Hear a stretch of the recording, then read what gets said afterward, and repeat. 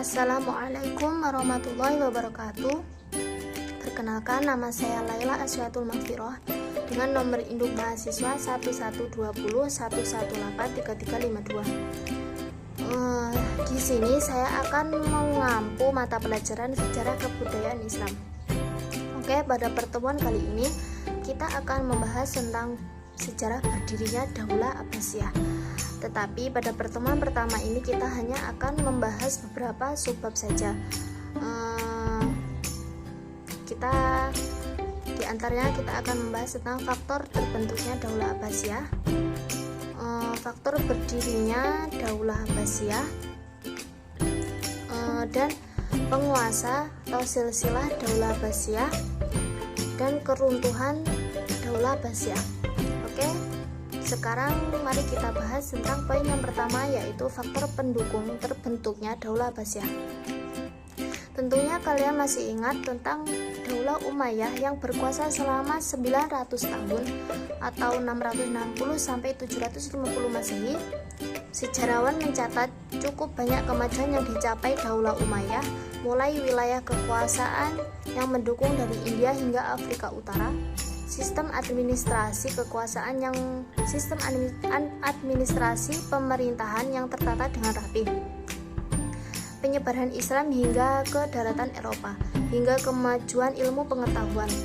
Terbentuknya Daulah Abbasiyah ditandai dengan beberapa faktor pendukung, yaitu antara lain yang pertama, perpecahan internal keluarga Daulah Umayyah dan kekisruhan politik dalam negeri. Yang kedua, munculnya gerakan perlawanan terhadap pemerintah Daulah Umayyah yang dilakukan oleh kelompok Mawali, kelompok Dahak bin Qais Asy-Syaibani, dan kelompok Syiah yang menilai tempuk kekuasaan khalifah adalah hak keturunan Ali bin Abi Thalib dan ingin menuntut balas atas terbunuhnya Husain bin Ali di Karbala. Yang ketiga, perpecahan kelompok suku Arab Utara dan Arab Selatan. Yang keempat, kekecewaan ulama dan tokoh agama kepada Khalifah Marwan bin Muhammad yang dinilai tidak memiliki sikap negarawan yang baik. Yang keempat, wafatnya Khalifah Marwan bin Muhammad atau Khalifah terakhir Daulah Umayyah setelah kalah dalam pertempuran di tepi Sungai Zab, Irak di tahun 132 Hijriah atau 750 Masehi. Selanjutnya, proses berdirinya Daulah Abbasiyah. Babak ketiga dalam drama besar politik Islam ditandai dengan berdirinya Daulah Abbasiyah. Mereka menyebut dirinya dengan daulah, menandakan sebuah era baru, dan memang benar-benar menjadi era baru. Dinamakan Abbasiyah karena pendiri daulah ini merupakan keturunan dari Abbas bin Abdul Muthalib, paman Nabi Muhammad SAW. Daulah Abbasiyah berkuasa dalam rentang waktu yang panjang selama 550 tahun atau 750 sampai 1258 Masehi. Daulah Abbasiyah berpusat di kota Baghdad, Irak sebagai ibu kota. Wilayah kekuasaan Daulah Abbasiyah membentang luas meliputi Asia Barat, Asia Selatan, Afrika Utara, dan hingga Eropa. Lembar sejarah dari proses berdirinya Daulah Abbasiyah tidak terlepas dari sosok keluarga Bani Abbas bernama Ali bin Abdullah. Sehingga sepupu Rasulullah SAW, ia merasa yang paling berhak menjadi pemimpin setelah Khalifah Ar-Rasyidin. Ali bin Abdullah melakukan propaganda anti Daulah Umayyah. Ia mencoba meraih simpati masyarakat luas dengan menanamkan gerakan propagandanya sehingga keluarga Bani Hashim. Tetapi sebelum usahanya itu terwujud, Ali bin Abdullah wafat di tahun 124 Hijriah atau 742 Masehi. Ambisi Ali bin Abdullah selanjutnya dilanjutkan oleh putranya, yaitu Muhammad bin Ali.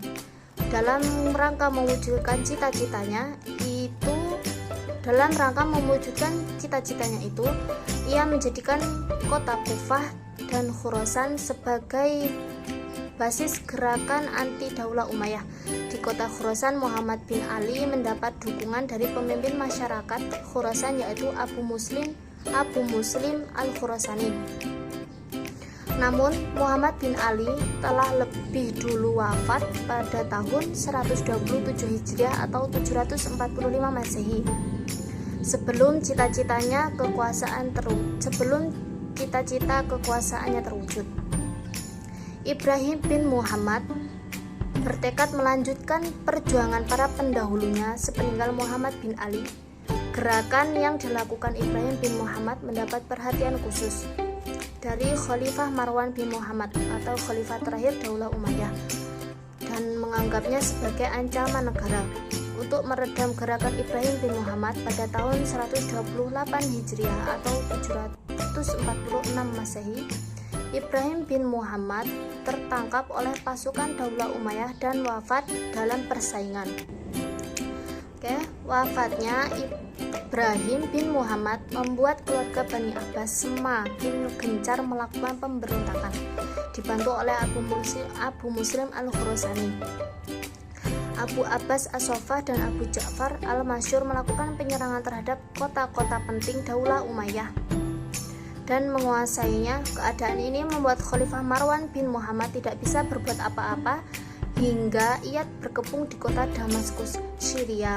Walaupun ia berhasil melarikan ke Yordania dan Palestina, Khalifah Marwan bin Muhammad tertangkap di kota Fustat, Mesir dan wafat di sana. Dengan wafatnya Khalifah Marwan bin Muhammad, maka berakhirlah era pemerintahan Daulah Umayyah. Yang selanjutnya, para penguasa Daulah Abbasiyah. Daulah Abbasiyah berkuasa selama 5,5 abad atau 132 sampai 656 Hijriah atau 750 sampai 1258 Masehi. Dalam masa kekuasaannya tersebut ada 37 khalifah yang pernah memimpin. Mereka telah banyak mengukir prestasi dalam berbagai bidang seperti kemajuan di bidang administrasi, pemerintahan, kemajuan di bidang ilmu pengetahuan, kemajuan di bidang politik, kemajuan di bidang militer, kemajuan bidang ekonomi, arsitektur dan sebagainya.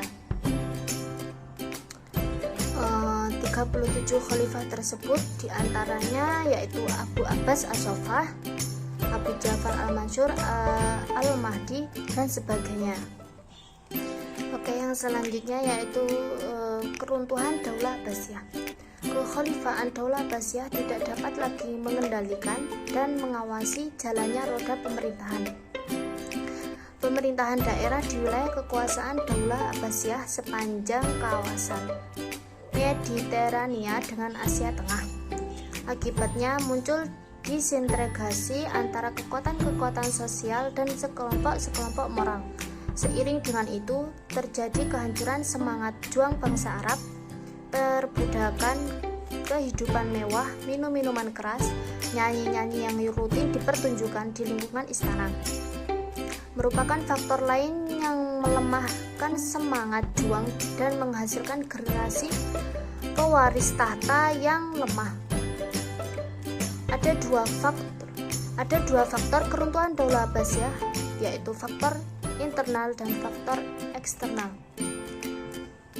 Yang pertama, faktor internal lebih banyak berperan sebagai penyebab kehancuran Daulah Abbasiyah, yaitu di antaranya hubud dunia atau kecintaan yang berlebihan terhadap kemewahan dunia.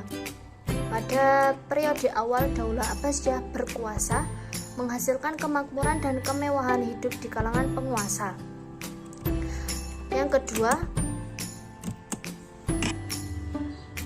konflik keluarga Daulah Abbasiyah yang berujung pada perebutan kekuasaan. Pada periode kedua kekhalifahan Daulah Abbasiyah, perebutan kekuasaan nampak jelas. Pada periode ini hanya 4 khalifah yang meninggal secara wajar. Selebihnya para khalifah ada yang meninggal diracun, dibunuh dan diturunkan secara paksa. Yang ketiga, meningkatnya konflik keagamaan. Konflik antara sekelompok Sunni dan Syiah sejak masa Khalifah Ali bin Abi Thalib dan Muawiyah bin Abi Sufyan tidak pernah selesai hingga masa Daulah Abbasiyah.